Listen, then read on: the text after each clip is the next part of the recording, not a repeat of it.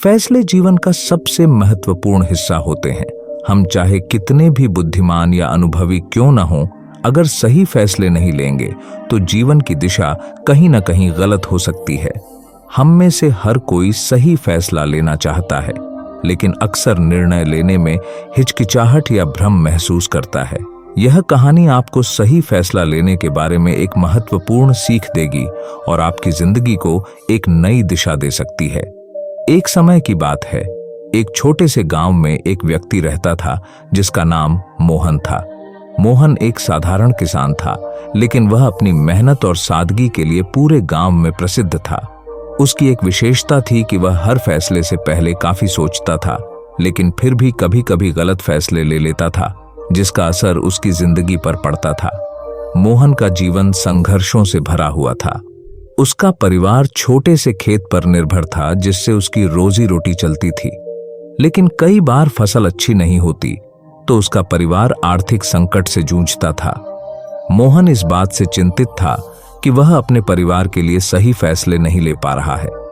उसकी सबसे बड़ी परेशानी थी कि जब भी कोई कठिन निर्णय लेना होता, वह उलझन में पड़ जाता था और सही निर्णय नहीं कर पाता था। एक दिन मोहन अपने खेत में काम कर रहा था, तभी गांव के बाहर से एक साधु महाराज गांव में आए। साधु महाराज पूरे गांव में घूमा करते थे और लोगों की समस्याओं का समाधान बताते थे। लोग उन्हें संत मानते थे, क्योंकि उनके पास हर समस्या का हल होता था। मोहन को भी जब साधु महाराज के बारे में पता चला तो वह उनसे मिलने गया। साधु महाराज एक बड़े पेड़ के नीचे ध्यान मग्न बैठे थे।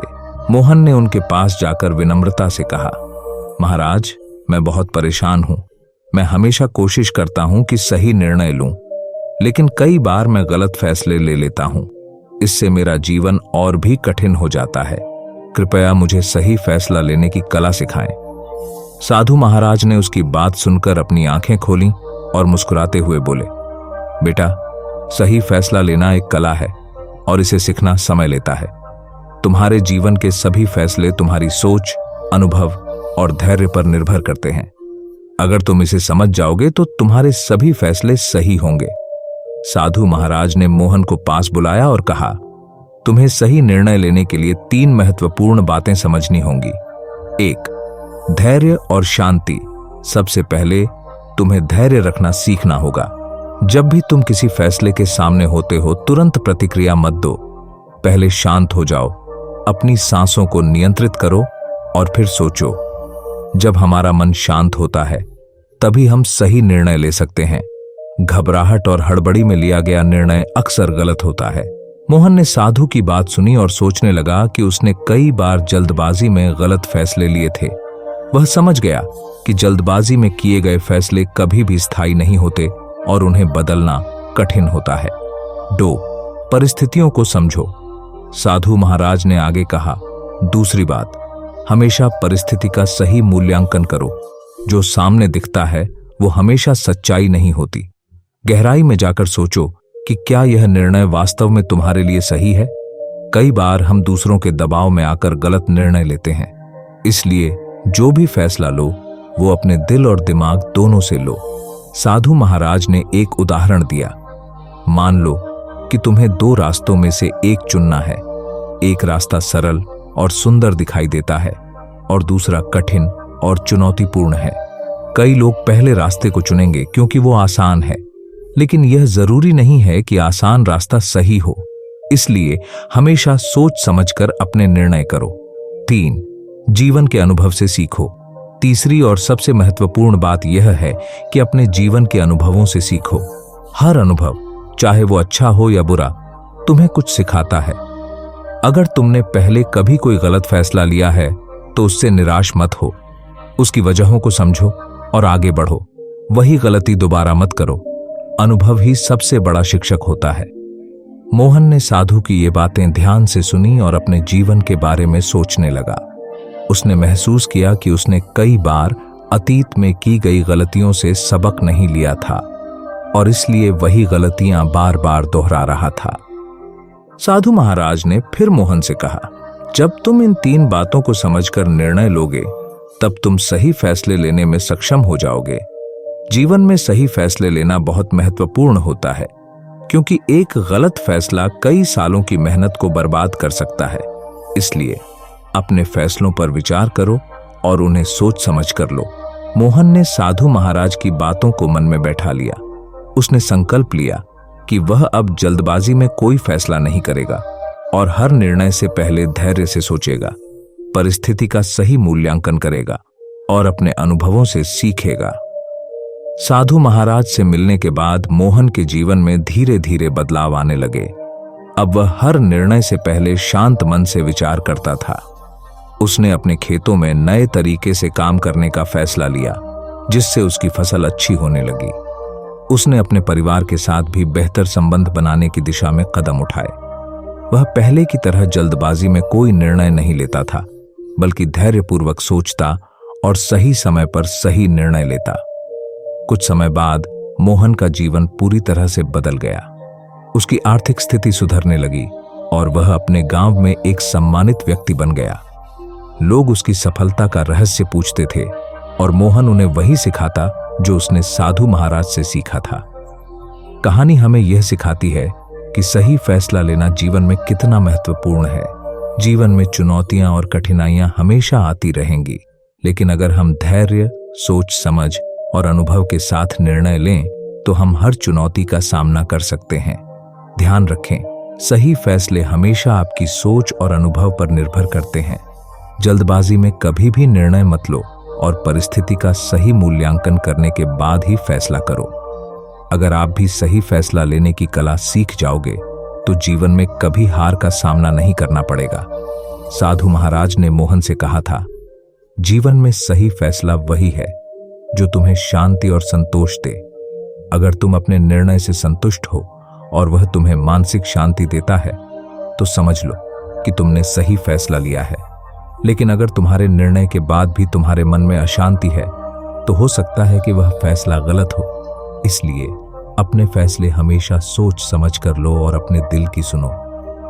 साधु महाराज के ये शब्द मोहन के जीवन में प्रेरणा का स्रोत बन गए और उसने इन्हें अपने जीवन का मूल मंत्र बना लिया। इसी प्रकार आप भी अपने जीवन में सही फैसले लेने की कला सीख सकते हैं और जीवन में हर क्षेत्र में सफलता प्राप्त कर सकते हैं। हिमालय की गोद में बसा एक सुंदर गांव था। यहाँ के लोग साधारण जीवन जीते थे, खेती करते थे, पशुपालन करते थे और प्रकृति के साथ सामंजस्य से रहते थे। इस गांव में एक युवक रहता था जिसका नाम अर्जुन था। अर्जुन बहुत मेहनती था, लेकिन किस्मत ने उसे कभी साथ नहीं दिया। वह हर दिन अपने खेतों में कड़ी मेहनत करता, लेकिन उसे कभी मनचाही फसल नहीं मिलती थी। गांव के बाकी लोग भी अर्जुन की मेहनत को देखते और उसके लिए दुखी होते। अर्जुन की मां, जो एक वृद्ध महिला थी, हमेशा कहती, बेटा, भाग्य में जो लिखा होता है वही मिलता है। हमें जो भी मिलता है वह हमारे पूर्व जन्म के कर्मों का फल होता है। अर्जुन को अपनी मां की बातें सुनकर अक्सर गुस्सा आता। उसे यह विश्वास नहीं था कि भाग्य उसकी मेहनत को हरा सकता है। उसने ठान लिया था कि वह अपनी किस्मत खुद लिखेगा, चाहे कुछ भी हो जाए।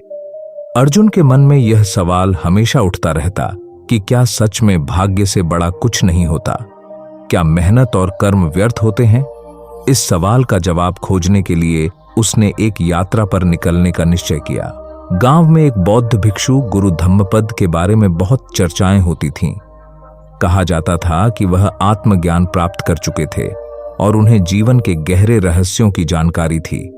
अर्जुन ने निर्णय लिया कि वह गुरु धम्मपद से मिले बिना चैन से नहीं बैठेगा। अर्जुन ने अपने सफर की शुरुआत की। रास्ते में उसे कई कठिनाइयों का सामना करना पड़ा। कभी बारिश में भीगना पड़ा तो कभी भूखा रहना पड़ा, लेकिन उसका इरादा अडिग था। चलते चलते एक दिन अर्जुन एक जंगल में पहुंचा। उस जंगल में बहुत अंधेरा और डरावना माहौल था। अर्जुन के कदम थोड़े थम गए, पर उसने साहस जुटाया और आगे बढ़ने लगा। जंगल के बीच में उसे एक बूढ़ा आदमी मिला जो एक गुफा के पास बैठा हुआ था। उसने अर्जुन से पूछा, तुम यहां क्यों आए हो बेटा? अर्जुन ने बताया, मैं गुरु धम्मपद से मिलना चाहता हूं ताकि यह जान सकूं कि भाग्य बड़ा होता है या कर्म। बूढ़े आदमी ने मुस्कुराते हुए कहा, यात्रा जारी रखो, लेकिन याद रखना, हर मोड़ पर तुम्हें अपने कर्मों का सामना करना पड़ेगा। जंगल पार करते हुए अर्जुन एक बड़ी गुफा में पहुंचा, जहां उसे अंदर जाने का रास्ता दिखा। गुफा के भीतर घुसते ही उसे एक आवाज सुनाई दी, जो भाग्य में लिखा है वह तुम्हारा इंतजार कर रहा है। अर्जुन थोड़ा घबराया, लेकिन उसने हिम्मत नहीं हारी और आगे बढ़ने का निर्णय लिया। गुफा के अंदर उसे 3 दरवाजे दिखे। हर दरवाजे पर एक लिखावट थी।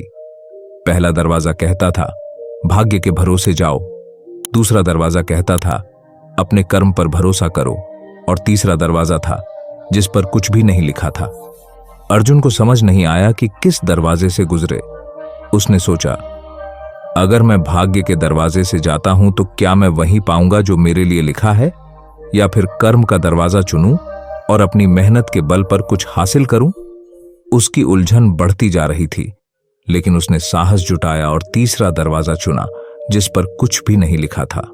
अर्जुन जब उस दरवाजे से अंदर गया तो उसे एक बौद्ध मठ के पास खुद को पाया। यह वही मठ था जहां गुरु धम्मपद रहते थे। अर्जुन ने सोचा, यह दरवाजा मुझे सही स्थान तक ले आया, लेकिन इसका कोई नाम नहीं था। क्या इसका मतलब यह है कि भाग्य और कर्म से परे कुछ और भी है? गुरु धम्मपद उसे पहले से ही देख रहे थे। उन्होंने कहा, आओ अर्जुन, तुम्हारी यात्रा ने तुम्हें यहां तक पहुंचाया, लेकिन तुम अभी भी अपने सवाल का जवाब नहीं जानते। अर्जुन ने सम्मान पूर्वक उनके चरणों में बैठते हुए कहा, गुरुजी, मैं यह जानने के लिए यहां आया हूं कि भाग्य बड़ा होता है या कर्म। मेरी मां हमेशा कहती हैं कि भाग्य में जो लिखा होता है वही मिलता है, लेकिन मुझे लगता है कि मेहनत और कर्म से इंसान अपनी किस्मत बदल सकता है। क्या यह सच है? गुरु धम्मपद ने एक गहरी सांस ली और कहा, यह सवाल जितना पुराना है उतना ही गहरा भी है। भाग्य और कर्म दोनों ही सत्य हैं, लेकिन इनका संबंध एक दूसरे से है। समझो अर्जुन, भाग्य वह है जो हमारे पिछले कर्मों का परिणाम है। हम जो भी करते हैं उसका परिणाम हमें भविष्य में मिलता है। यह चक्र तब तक चलता रहता है जब तक हम इसे नहीं समझते। अर्जुन ने थोड़ा निराश होकर पूछा, तो क्या इसका मतलब यह है कि जो भी मेरे साथ हो रहा है वह मेरे पूर्व जन्मों के कर्मों का परिणाम है और मैं इसे बदल नहीं सकता? गुरु ने मुस्कुराते हुए कहा, नहीं, ऐसा नहीं है। भाग्य वह स्थिति है जहां तुम हो और कर्म वह शक्ति है जिससे तुम इसे बदल सकते हो। अगर तुम आज अच्छे कर्म करते हो तो तुम्हारा भविष्य का भाग्य बदल सकता है। भाग्य स्थिर नहीं है, यह तुम्हारे कर्मों के आधार पर बदलता है। इसलिए वर्तमान में किए गए कर्म महत्वपूर्ण हैं। गुरु धम्मपद ने एक कहानी सुनाई। किसी समय की बात है, 3 भिक्षु एक पहाड़ की यात्रा पर निकले थे। तीनों की मंजिल एक ही थी, लेकिन उनके रास्ते अलग अलग थे। पहले भिक्षु ने कहा, मुझे कोई चिंता नहीं है, मेरा भाग्य मेरा मार्गदर्शन करेगा। दूसरे ने कहा, मैं अपने कर्म पर भरोसा करता हूं, मेरी मेहनत मुझे मंजिल तक ले जाएगी। और तीसरे ने कुछ नहीं कहा, उसने बस ध्यान किया और आगे बढ़ा।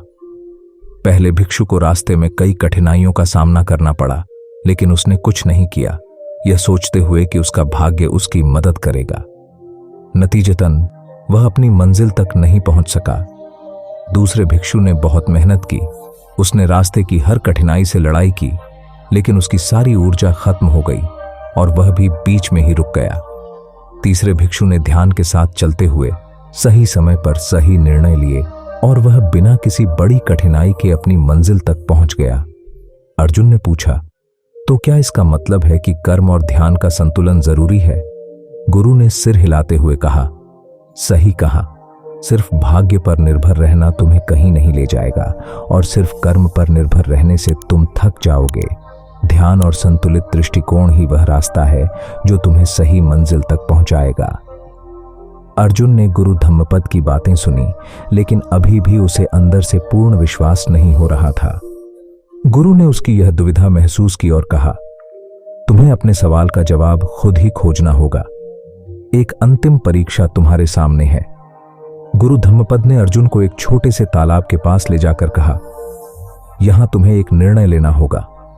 इस तालाब में 2 नावें हैं, एक भाग्य की नाव और दूसरी कर्म की नाव। तुम्हें एक नाव चुननी होगी और इस तालाब को पार करना होगा। अर्जुन ने दोनों नावों को ध्यान से देखा। भाग्य की नाव बड़ी और मजबूत दिख रही थी, जबकि कर्म की नाव छोटी और कमजोर। अर्जुन ने सोच में पड़कर कर्म की नाव चुनी और उसमें बैठकर तालाब पार करने का निर्णय लिया। जैसे ही अर्जुन ने नाव को तालाब में चलाना शुरू किया, उसे कठिनाइयों का सामना करना पड़ा। पानी तेज था और नाव डगमगा रही थी। उसे लगा कि शायद उसने गलत निर्णय लिया है, लेकिन उसने हिम्मत नहीं हारी और अपने प्रयास जारी रखे।